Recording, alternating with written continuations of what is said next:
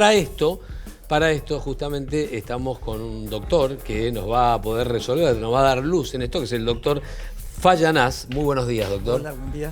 Un placer recibirlo aquí en Mañanas Públicas. Gracias por invitarme. Roberto, la verdad es que estos cambios de temperatura tan bruscos, como ahora, por ejemplo, que bajó. Ahora bajó. Y de hecho, dan ¿no? lluvias para la jornada de hoy. Claro, esto genera en nosotros una descompensación. ¿Qué puede pasarnos? En general, siempre que hay cambio de temperatura, sobre todo esta última semana que no es habitual tener temperaturas tan altas en octubre. Claro. En general, si las temperaturas persisten altas durante mucho tiempo, puede haber obviamente problemas de salud. O sea, hay determinadas personas, sobre todo algunos grupos de riesgo, Claro. que, bueno, por su enfermedad previa o por condiciones previas no toleran estos cambios, y eso hace que nosotros como médicos veamos más prevalencia de algunas enfermedades. Exactamente. Por ejemplo, dio que había una persona haciendo deporte también en una hora que no era aconsejable. Está en la reserva ecológica ecológica y perdió la vida. Claro, exactamente. Sí. Pero digo, más allá de eso, ¿qué es lo que más sucede, lo que más se ve en estos cambios de temperatura? ¿Qué cambia? ¿La presión arterial? No sé, digo... Creo que es importante diferenciar tal vez dos situaciones, ¿no? Por un lado, una forma más leve, que sería el agotamiento por calor, donde, bueno, una persona que está expuesta, o por ejemplo, uno va a hacer actividad física en días de mucho calor y con, sobre todo, digamos, actividades físicas violentas, Claro. Esas personas pueden tener agotamiento por calor, con lo cual se deshidratan, pierden mucho líquido. Hay que tener en cuenta que a veces el equilibrio entre lo que se pierde por la transpiración no es lo mismo cuando uno no incorpora suficiente líquido. Claro. Entonces se produce deshidratación, se pierde líquido, baja la presión arterial, eso puede producir mareos, cansancio. Ahí viene la descompensación del cuerpo. Obvio, que puede llegar hasta producir desmayos o hipotimia. Claro. Pero se puede evitar un golpe de calor. Eso se puede evitar, ¿no? Pero obviamente hay que estar atentos, hay que evitar la exposición al sol en esos momentos, esas actividades tan fuertes, y obviamente una importante hidratación, que eso es lo que falta. Pero digo, Roberto, con respecto a esto, porque recién hablábamos de que se viene, ¿no? Que esto se está hablando en el G20 en Roma, se vienen épocas de altas temperaturas en todo el mundo. Para nosotros, ¿qué tenemos que hacer? Los seres humanos, ¿qué tenemos que hidratarnos más? Hay que cuidarnos más del sol, hay que, en general, digo... Yo creo que está bien, la pregunta adaptarse. Está buena. Claro, son varios temas a tener en cuenta. Obviamente están los días de mucho calor, con lo cual, como prevención, uno trataría de buscar lugares frescos. Volvemos a lo anterior, evitar hacer actividades físicas en horas de mucho calor. Pero, por otro lado, tiene que uno estar atentos y tomar bastantes líquidos, hidratarse lo adecuado, usar ropas cómodas. O sea, hay determinados factores que uno tiene que hacer para evitar que el exceso de pérdida de líquido sea mayor que la incorporación. ¿Y qué pasa con los grupos de riesgo? Me refiero a los chiquitos, a los menores de 2 años y medio, o a los adultos mayores, más de 65, 70 años. Tienen que tener algún cuidado especial, ¿no? En general, esos grupos de riesgo, como en distintas enfermedades, son los que uno tiene que estar más atentos, ¿no? Claro. Sobre todo, si vamos a los más pequeños, sobre todo los lactantes, lo que pedimos, por favor, que los que están en lactancia, que persistan amamantando, claro, e incluso si pueden aumentar, digamos, la frecuencia. Porque esa es su manera de hidratarse, para el lactante. Una forma de recuperar líquido ante la pérdida, que es habitualmente por la transpiración, por ejemplo. Claro.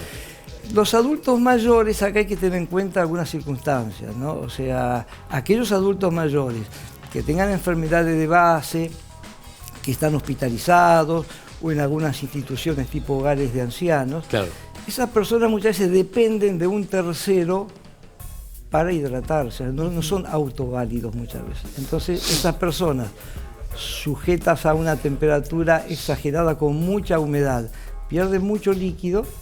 Si no se repone el líquido suficiente, si no se busca el lugar, ambiente más adecuado, la pérdida de líquido va a ser bastante importante. Y el golpe de calor es una enfermedad grave. Y aunque sean autoválidos, yo pienso que la gente muchas veces no se da cuenta que tiene que beber, que tiene que tomar líquido. Porque la mayoría esperamos, y me incluyo, a tener sed para tomar agua. Y cuando uno tiene sed es porque ya está deshidratado. Por eso que recomendamos en épocas de calor que se tome más líquido. Si toma de más líquido, bueno, lo va a perder orinando, no importa, pero el tema es no quedarnos cortos, ¿no? Sinceramente. Muy bien. Claro, ese es un tema. Y darse cuenta que cuando el pis es oscuro, por ejemplo, uno ya está... Y por ejemplo, uno ya está notando que alerta. La orina está más concentrada, ¿es cierto? Claro. Y como comentaba anteriormente, más allá del agotamiento, que es una situación más fácil de prevenir, porque puede aparecer en personas jóvenes, está en lo que es el golpe de calor, ¿no? Que el golpe de calor, por suerte, no es una enfermedad prevalente. Lo que pasa, como el paciente presenta tanta temperatura, porque realmente tiene más de 40 grados de fiebre, hay dos problemas. Primero, los médicos nos confundimos porque lo asociamos a un cuadro infeccioso. Uno ve un paciente, por ejemplo, un anciano, está en un hospital, está con 40 grados de fiebre, uno piensa que es una infección. Entonces, que empieza a buscar una infección, la administración de antibióticos, y por ahí no pasa la cosa. Por ahí no necesita. Al contrario, hasta se dan antitérmicos que están contraindicados, ¿no? Porque uno le puede dar aspirina y estos pacientes tienen riesgo de sangrado y no es bueno, o le pueden dar paracetamol y pueden afectar el hígado. Entonces hay que estar atento porque se confunde el diagnóstico, no es fácil a veces. Y por ahí falta de agua. Totalmente, no solamente falta de agua, tratar de que el paciente esté lo más fresco posible. Por eso es que hago mucho hincapié en esto. Si un paciente está con un golpe de calor, que está con mucha temperatura, lo primero que hay que hacer es bajar la temperatura, pero no bajar la temperatura con antitérmicos, bajar la temperatura con una ducha, por ejemplo. Claro. Entonces acá es muy importante lo que uno llama la atención prehospitalaria, porque si uno está con estas circunstancias, en la casa, en un hogar, y uno llama a la emergencia, a veces se demora. En ese tiempo que se demora es crucial actuar rápido. Muy bien. Si uno está en la casa y tiene la posibilidad de tener una bañera, enfriar la bañera, que haya agua fría, entonces el organismo pierde esa temperatura desde su cuerpo hacia el exterior. Entonces, a veces y ahí empieza a estabilizarse el cuerpo. Es lo primero que se tiene que hacer y lo que más puede prevenir, porque si se demora, el daño que produce el aumento de la temperatura corporal a nivel celular hace que se empiecen a dañar sistema nervioso, cardiovascular, riñón. Y en ancianos tiene una mortalidad más del 60%, es gravísimo. Y doctor, lo escuchamos hablar atentamente, digo, usted es médico clínico. Yo soy médico clínico. Sí. Nosotros hablábamos mucho siempre de la importancia del rol que está volviendo, creo, como una costumbre del médico de familia, ¿no? Como el médico de cabecera tendría que volver. Yo creo que sí, yo creo que hay una tendencia. Hay una tendencia. Sí, tendencia hay. Yo tengo muchos pacientes que cuando llegan a la consulta, pacientes nuevos, ¿no? Y lo primero que me dice el paciente, yo le digo, ¿qué lo trae por acá? Y me dice, yo quiero tener un médico de cabecera. Claro. O sea, los médicos, al revés, los pacientes, evidentemente no saben o no pueden o no entienden discriminar lo que les pasa. Entonces, ¿qué pasa? Le duele la cabeza y ¿a dónde van? Al neurólogo. Claro. Le duele la espalda y ¿a dónde van? Al traumatólogo.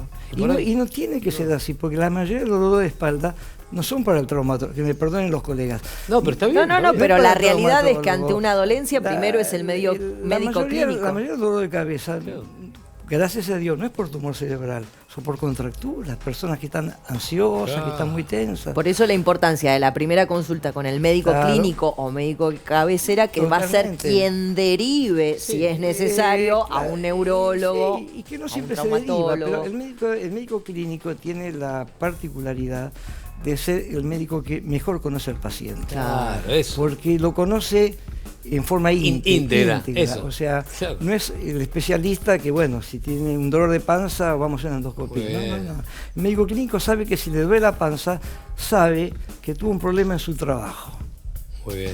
Claro. Y aparte, digamos, usted como médico clínico puede hacer el seguimiento conociendo al paciente, ¿no? Porque lo mandó a hacer un análisis completo. El médico clínico asiste al paciente a lo largo de toda la vida. O sea, yo tengo pacientes de más de 20 años que estoy atendiendo.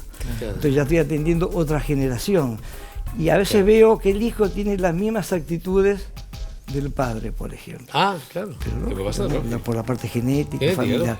Entonces, atender a un paciente, no solo en consultorio, en la internación, Y cuando hay que hacer una derivación, uno se contacta con un colega y sabe que le está derivando un paciente para tal estudio, pero ese paciente después va a volver al clínico. Y yo tengo muchos pacientes, discúlpame, que ante cualquier interconsulta, porque se tienen que hacer, me llaman a mí y me dicen, mira Roberto, me indicaron tal cosa, ¿es conveniente? Para eso está el médico clínico, por eso la importancia de volver a tener un médico clínico, un médico de cabecera, es un quien tema pudiera, que ¿no? En algún momento se tendrán que revisar políticas de salud. Yo creo que es espontáneo, que es en forma natural se está dando y me parece bueno pero desde el punto de salud pública sería importante que haya más oferta de residencia para médicos clínicos, que muchas especialidades hagan muchos años médico clínico y que después hagan la especialidad que le guste. Pero que tengan por lo menos una base clínica, ¿no? Claro, o sea, de contacto, con el paciente. de relación médico-paciente. Muy importante. Roberto, muchísimas gracias por la consulta. Gracias por invitarme. Un placer. Muchas gracias, un placer. Nosotros nos vamos a un corte. Muy breve, porque tenemos mucho más de aquí a las 12. Exactamente, enseguida volvemos con mucho más Mañanas Públicas. Ya venimos. Ellos somos